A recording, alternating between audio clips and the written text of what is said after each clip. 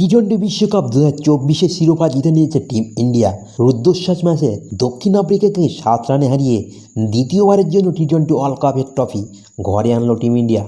আর এই বিশ্বকাপে ICC total $11.25 million অর্থাৎ ভারতীয় টাকায় 93.80 কোটি টাকা প্রাইজ মানি দিয়েছে।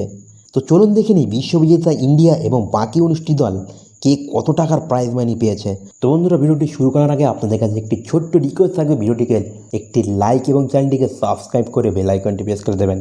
তো বন্ধুরা, টি-20 বিশ্বকাপ 2024-এর শিরোপা জিতে নিয়েছে টিম ইন্ডিয়া এবং টিম ইন্ডিয়া প্রাইজ মানি হিসাবে পেয়েছে $2.45 মিলিয়ন অর্থাৎ ভারতীয় মুদ্রায় 20.42 কোটি টাকা। এবং এই বিশ্বকাপের রানার আপ অর্থাৎ সাউথ আফ্রিকা পেয়েছে $1.28 মিলিয়ন অর্থাৎ ভারতীয় মুদ্রায় 10.67 কোটি টাকা। প্রত্যেক সেমিফাইনালিস্ট অর্থাৎ ইংল্যান্ড এবং আফগানিস্তান পেয়েছে 6.56 কোটি টাকা করে। এবং সুপার 8-এ যেসব টিমগুলো উঠেছিল যেমন USA, West Indies, Australia, Bangladesh, তারা পেয়েছে 3.18 কোটি টাকা।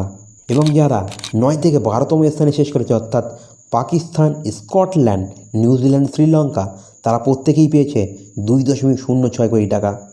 এবং 13 থেকে 20তম স্থানে যে সকল টিমগুলো শেষ করেছে অর্থাৎ Netherlands, Papua New Guinea, Nepal, Uganda, Namibia, Oman, Ireland, Canada, এই সকল টিমগুলোকে 1.87 কোটি টাকার পুরস্কার মানি দেওয়া হয়েছে।